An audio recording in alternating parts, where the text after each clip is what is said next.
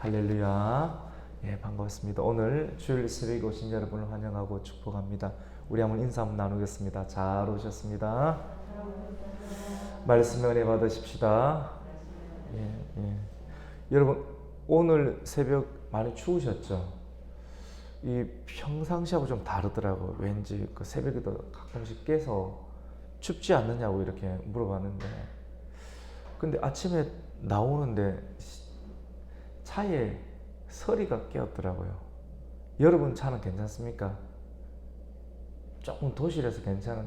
근데 우리 집은 시골에서 하얗게 깨가지고 이 운전을 못했어요. 그래 한참을 이렇게 앞이 보여야지 운전을 할 수가 있는데 끌고 또 안쪽에 또 뭐 서리가 끼어가지고 아니 어제까지 여름이었는데 갑자기 겨울이 된 것 같아가지고 원주에서 다시 왔구나 이거 확실하게 좀 느꼈던 것 같습니다. 이제 겨울이 온 것 같습니다. 겨울 준비를 잘 해야 될 것 같습니다. 오늘 말씀은 이 전심전력하라, 이 모든 일에 전심전력하라라고 하는 말씀입니다. 교회의 감독, 교회의 지도자, 교회의 목사, 장로에 관해서 이러한 자격을 가져야 된다. 그리고 집사들도 이러한 자격을 가져야 된다 라고 하는 말씀이 4장 3장 후반과 또 4장의 5절까지 그런 내용들을 우리가 함께 또 나누게 되었는데요. 교회의 지도자가 될 사람들, 그리고 교회의 집사가 될 사람들은 무엇보다 경건의 훈련에 힘써야 된다라는 말씀으로 우리가 은혜를 나누었습니다. 이제 사도 바울은 에베소 교회를 목회하는 디모데에게 더 집중해야 할 것들에 관해서 당부를 하고 있는데, 그 내용이 오늘 우리 4장 6절부터 읽었는데, 이것으로 형제를 깨우치면 그리스도 예수의 좋은 일꾼이 된다. 이것이 어떤 것이냐면 4장에 나왔던 말씀인데, 거짓 가르침, 미혹받는 것, 오늘날 시대에 연관이 그대로 되는 건데요. 여러분, 신비주의, 성도들에게 신비주의를 계속해서 조심시켜라. 위선과 금욕주의. 여러분, 오늘날에 은근하게 신비주의로 목회자들이 가르치는 것이 쉽습니다. 이게 대단하게 보이는 건데, 목회자가 말씀의 연구나 아니면 또 경건의 훈련을 어중간하게 하면 신비주의로 딱 빠지기가 딱 좋은 거예요. 이게 영역이 있는 것이 신비주의가 아니라 제대로 본인이 끝까지 말씀 중심으로 가지 아니하면 나타나는 형태가 신비주의로 빠지는 경향들이 있는 겁니다. 그래서 이런 것들을 형제들에게 내가 이것으로 형제들을 깨우치면, 우리 한번 6절 말씀을 읽겠습니다. 시작. 내가 이것으로 형제를 깨우치면 그리스도 예수의 좋은 일꾼이 되어 믿음의 말씀과 내가 따르는 좋은 교훈으로 양육을 받으리라. 지금 이 디모데 전서는 여러분 계속해서 반복해서 강조를 하지만 목회 서신입니다. 사도 바울이 아들과 같은 디모데가 나이가 어렸는데 에베소 교회에 맡겨두고 후임자로 세워두고 딴 데 가서 다시 또 교회를 개척하는 일들을 감당하게 되는데, 디모데가 목회를 감당하게 될 때 에베소 교회도 계속해서 거짓 사람들이, 선지자들이 찾아와서 목양을 흔들 수 있고 또 신비주의 계열들이 들어올 수 있는데, 이러한 일들에 대해서 끊임없이 형제들을, 성도들을 잘 가르쳐야 된다. 거짓 가르침과 미혹을 조심시켜야 되고, 무엇보다 말씀과 기도로, 우리 4장 5절에 있는 것처럼 하나님의 말씀과 기도로 끊임없이 내 자신이 부단하게 연단을 받고, 부단히 연단받은 것이 입에 붙어 있고 몸에 붙어 있으면 그것이 고스란히 성도들에게 나아가게 될 텐데, 말씀과 기도로 끊임없이 성도들을 깨우치게 되면 예수의 좋은 일꾼이 되어서 믿음의 말씀과 또 내가 따르는 좋은 교훈으로 양육을 받게 될 것이다 라고 6절은 말씀하고 있습니다. 말씀과 기도가 가장 중요합니다. 우리가 거룩해지는 것, 구별되는 것도 있지 않습니까? 어떻게 저 사람이 성경책은 들고 다니는데 진짜 성경책 속에 기록되어 있는 말씀이 몸 안에 붙어 있는가? 이것이 사람의 생각 또 행동, 이것이 본이 되어야 되는데, 구별이 되어야 되는데, 구분이 되어야 되는데, 이것이 말씀과 기도 외에는 다른 길이 없는 것입니다. 또 7절 말씀 가운데 보면 바울은 특히 망령되고 허탄한 신앙을 버리고 경건에 이르도록 내 자신을 연단하라 라고 말씀을 합니다. 이 말씀이 참 오늘날 시대에 의미가 있습니다. 끊임없이 연단을 받아야 되는데 우리 7절 한 번 더 읽어보겠습니다. 시작.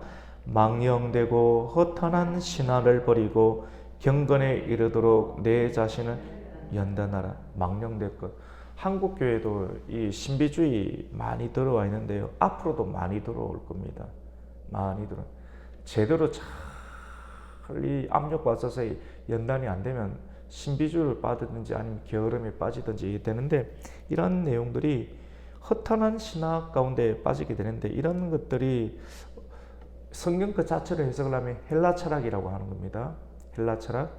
헬라 철학이 오늘날로 풀어서 설명을 드린다면 신비주의 또는 좌경신학이 됩니다. 이 목회자들 가운데도 신학이 여러분 굉장히 중요합니다. 계속 강조하는데 왜 그러냐면 이 신학을 어디에서 했느냐에 따라서 처음에는 잘 몰라요. 설교들을 들어보면 잘 모릅니다. 근데 목회자는 알죠. 제대로 된 말씀의 신앙과 또 신학을 갖고 있는 사람, 처음에 좀 들어보면 성도들을 무시하는 것이 아니라 성도들은 잘 몰라요. 설교 그 자체만 들어보면 다 은혜롭거든. 뭐 부활 이야기하고 십자가 이야기 다 해요. 다 해서 그냥 똑같구나 싶은데 다릅니다. 그 오늘날 같은 경우는 이 좌경신학, 좀 죄송한데 좌경신학 말이 이 좌파신학을 말하는 것이거든요. 네, 그런데 오늘 교회 안에도 사실은 이렇게 사실은 뭐 좌파 우파 나누는 것은 가능하면 저는 피합니다. 피하는데 신학상에 있어서 저는 정상적으로 보수신학을 했습니다. 근데 보수신학이 성경 중심의 신학입니다. 성경 중심의 신학이고 뭐 좌파 우파의 그런 개념을 뛰어넘어서 이 좌경신학은 은근하게 여러분 WC 이런 내용도 좀 들어보셨죠? WCC 장로교 안에도 나름대로 보수신학이라고 하는 그 장로교 안에도 이 원래는 우리가 장로교로 출발해서 기장축하고 나누고 나중에는 WCC 문제로 인해서 합동과 통합이 나누게 돼. 우리는 합동이지 않습니까? 그래서 합동과 통합이 나누게 되는데 WCC를 받아들이는 그런 쪽이 이제 통합이 되는 것이고, 또 그렇지 않고 끝까지 말씀 따라가야 되겠다라고 하는 형식이 이제 이 합동으로 또 나누게 되는데, 이 WCC에 관한 부분들은 은근하게 용공주의를 받아들입니다. 공산주의에 대해서 은근하게 용인하는 형태, 그리고 이런 형태들이 이제 좌경신학으로 빠지는 그런 경향들이 굉장히 많죠. 그리고 신신학에 관한 부분인데 이 독일 쪽에서 신학을 하고 오신 분들의 독일이 이제 그런 경향들이 좀 있거든요. 그래서 이 신학을 하신 분들이 보면 신학 자체에 성경 안에 보면 동정녀 탄생이라든가 아니면 여러 가지 기적들이 굉장히 많이 있지 않습니까? 이런 것들에 대해서 신학하신 분들이 안 받아들여요.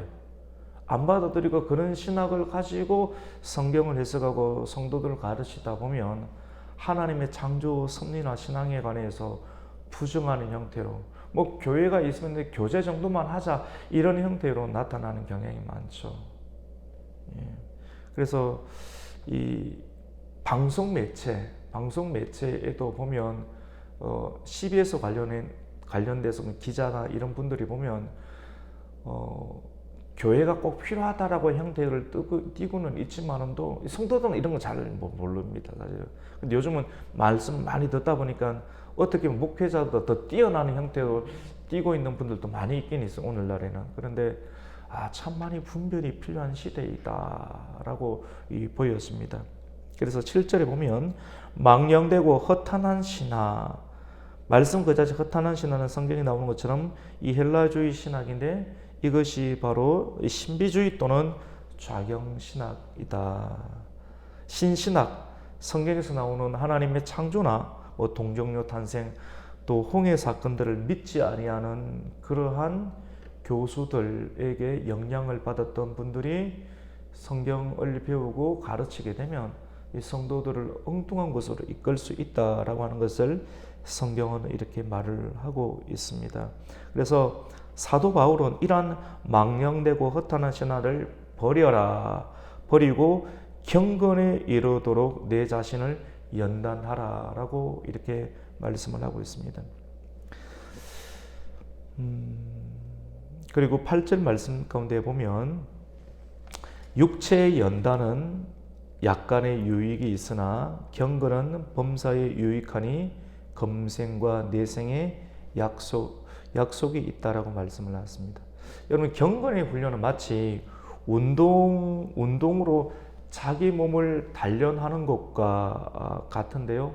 이것과 마찬가지로 여러분, 운동을 계속하면 이 근육이 또 생기고 힘이 좋아지는 것처럼 이것은 이 땅에서는 좋지만은도 이 경건에 이르는 훈련은 이 땅에서도 금생에도 유익이 있지만도 내세에도 유익이 있다라고 사도 바울은 가르칩니다. 우리 8절 말씀 한번 읽겠습니다.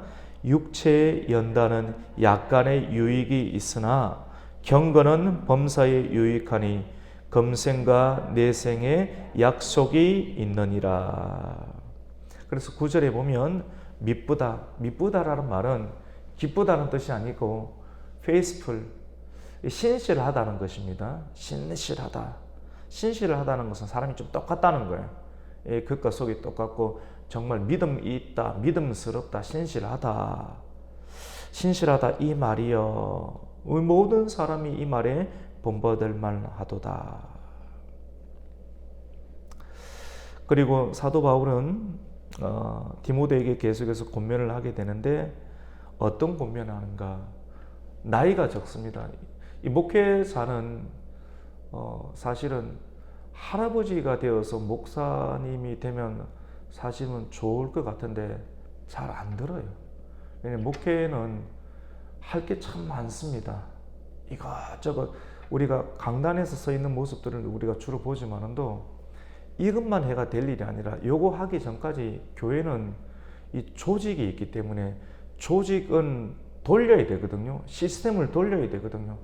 바깥에서 예를 들어서 우리가 뭐 사업을 할 때 사업하는 것처럼 행정을 해야 되고 법률을 해야 되고 뭐 다양한 일들이 있는 것처럼 교회도 외부적인 일들을 다 해야 되고 거기에다가 하나님의 영적인 말씀을 가르치는 일들까지이기 때문에 할아버지가 되면 이걸 다 할 수 있는 그런 감당이 좀 안 되는 경향이 있습니다.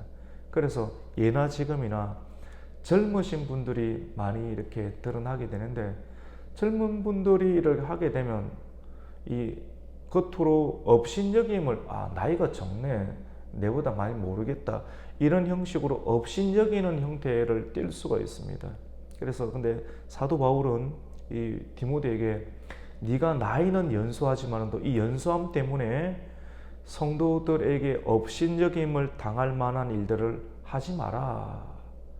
말이나 행동에 있어서 굉장히 깊이 있는 영적인 분량들을 잘 차고 있어서 성도들에게 업신여김을 당하는 일들을 주의하라 라고 이렇게 말씀을 하게 됩니다. 우리 12절 말씀을 우리 한번 읽겠습니다. 시작. 누구든지 내 연소함을 업신여기지 못하게 하고 오직 말과 행실과 사랑과 믿음과 정절에 있어서는 믿는 자에게 본이 되어 여러분, 이 목회자나 성도들이 똑같은 내용인데요. 업신여김을 당하지 말아야 합니다.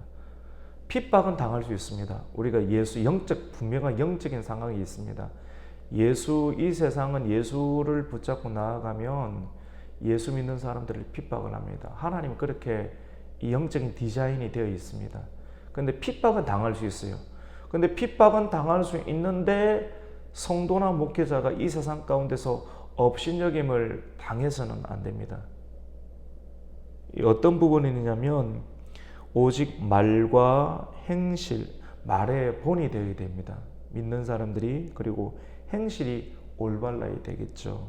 그리고 사랑이 깊으면 핍박은 당할 수 있지만 업신여기면 절대로 못 당합니다. 마귀에게. 세상도 마찬가지입니다. 그리고 믿음과 정절, 정절이라는 말은 순결해야 됩니다. 목회자나 성도들이 행실 자체가 성적으로 문란하거나 엉뚱한 짓을 하면, 우리가 예수님 때는 핍박은 당할 수 있지만 또 아이고 손가락 짓을 당할 짓은 해서는 안 된다라고 하는 것이죠. 그거는 하면 안 됩니다. 그러면 무슨 전도가 되고 무슨 유익이 있겠습니까? 예를 들어서 우리가 교회에서 전도회니까 지난번에도 한번 말씀을 했듯이 요즘 시대에 무슨 이 마스크를 나눠주면서 뭐 전도를 하냐고 제정신을 차려, 말도 안 되는 일들을 가지고 핍박은 할 수는 있습니다. 핍박은 할 수는 있지만도 만약 교회가 성도들이 엉뚱한 짓을 한다, 뭐 술을 마시고 뭐 카바레를 다니고 뭐 이런 일들을 해서 성적으로 문란한 일들을 한다고 하면 절대로 복음 전파에 효과가 없는 것처럼 핍박은 당할 수는 있겠지만도 업신여기는 일들은 당하지 마라 라고 이렇게 말씀을 하고 있습니다.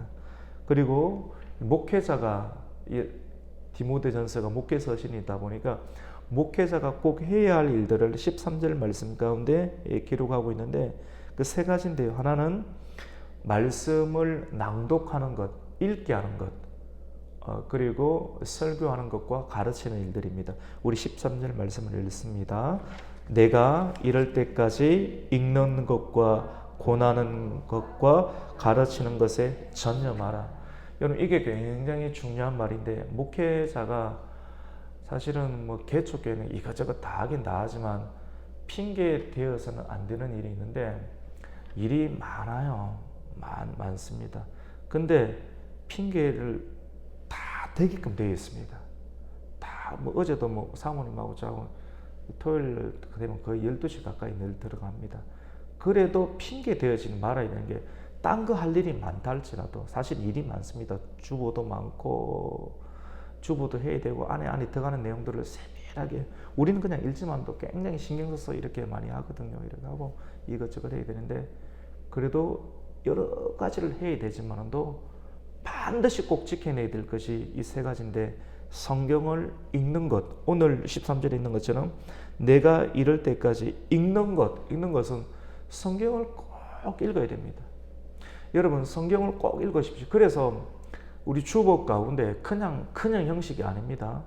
그 성경 최소한 우리 성도님들이 일독을 하게끔 하기 위해서 성경 공부가 있습니다. 그 부분들. 그래서 문제를 최대한 쉽게 내는데, 이걸 안다 모른다 이 개념으로 내는 것이 아니라, 성도들이 교회 와서 우리 권사님 집사님들은 신앙이 좋지만 그래도 한번 해보는 게 좋습니다. 그리고 새롭게 들어오시는 새 가족들도 많이 있잖아요. 새 신자들도 이 성경을 꼭 일독할 수 있도록 이런 성경적인 원리를 이 추구에 반영합니다. 그래서 성경을 읽고 낭독하는 것과 권하는 것은 설교하는 겁니다. 이 설교 안에 생명의 말씀을 담아야 됩니다. 생명의 말씀을 담고 인격을 담고 사랑을 담고 믿음의 진수와 정수를 담아서 그 시간들을 잘 설교하는 일들, 그리고 가르치는 것, 여러 가지 가르치는 일들이 굉장히 많잖아요. 이런 일들 가운데 전념하라 라고 말씀을 합니다. 그리고 14절을 넘어가시면 내 속에 있는 은사, 목회자에게는 은사가 있습니다. 그 은사가 있는데, 내 속에 있는 은사 곧 장로의 해에서 안수를 받게 될 때, 예를 들어서 노회에서 목회자는, 우리 같은 경우는 안수를 받는데 노회나 총회에서 우리가 안수를 받을 때의 예언을 통하여, 이 예언이라고 하는 것은 이게 안수 받게 될 때 그 목회자들을 통해서 받게 되었던 말씀을, 성경에서 예언이라고 말씀이라고 보시면 됩니다. 약간 신비주의 형태로 막 예언이 이런 그런 형태들, 이런 것은 우리는 피합니다. 이렇게 피하고, 말씀, 분명히 이 말씀 안에 미래에 관한 부분들이 있습니다. 그래서 말씀 그 자체로 과거와 현재, 미래 모든 걸 다 통달을 하기 때문에 성경에 나오는 예언을 말씀으로 받으시면 됩니다. 그래서 목회자가 은사 곧 장로회에서 안수를 받을 때 권면을 받게 되는 그것을 절대로 가볍게 여기지 말고 잘 기억을 해라. 그리고 이 모든 일에 전심전력을 하여서 너의 성숙함을 모든 사람에게 나타내도록 하라 라고 말씀을 합니다. 이거는 목회 서신이기도 하지만도 목회자를 통해서 말씀의 권면과 설교 말씀을 받고 말씀과 기도로 신앙의 훈련을 하는 모든 성도들에게도 동일한 내용인 것 같아요. 우리 같이 한번 해봅시다. 전심전력하라. 여러분, 저도 그렇지만 여러분도 동일하게 느낄 것 같아요. 이 불평불만한 일이 필요가 없습니다. 하나님이 이 세계를 돌리고 있기 때문에 왜 나에만 뭐 이렇게 더 해야 되나? 이거 교만한 겁니다. 절대 교만한 겁니다. 교만할 필요가 없어요. 왜냐면 뭐 시간이 많아가고 좀 쉴 시간이 있는데 그 쉬는 시간들을 많이 가지면 우리가 조금씩 경험해보지만 싸웁니다. 싸우고 별로 안 좋아요. 그래서 온전히 하나님께서 우리에게 주시는 시간들을 말씀을 연구하고 늦은 시간이지만 괜찮습니다. 성도든지 목회자든지 하나님께 선택을 받고 부름을 받았던 하나님의 성도든 목회자든 온전히 하나님께 주시는 그런 성령님이 인도하시는 일들 가운데 최선을 전심전력하게 되면 그게 가장 좋습니다. 그래서 이 모든 일에 전심전력하게 되면 그것이 우리에게는 행복하고 좋다. 2시간을 자든 3시간을 자든 그게 감사한 겁니다. 다른 사람하고 비교하지 마십시오. 눈에 보이는 그것이 다른 사람이 행복할 것 같습니까? 불행할 수 있습니다. 성령님의 인도함을 받고 하나님께서 우리 가정을 인도해 주시고 우리 교회를 인도해 주시는 그 일들 가운데 이것이 가장 최고다. 이게 가장 좋습니다. 이렇게 믿음을 가지고 여기면서 오늘도 하나님 참 잘 살았네요. 전심전력하여서 어제도 함께 해주신 하나님, 그리고 오늘도 함께 해주실 하나님, 내일 또 함께 해주실 하나님을 우리가 생각하면서 우리가 깨닫게 해주시는 것, 그 기도 제목을 주시는 것을 우리가 잘 받아서 열심히 기도하고 가르침을 받은 대로 오늘도 순종하면서 행복을 유지할 수 있는 저와 여러분들이 되시기를 예수님의 이름으로 축원합니다. 아멘.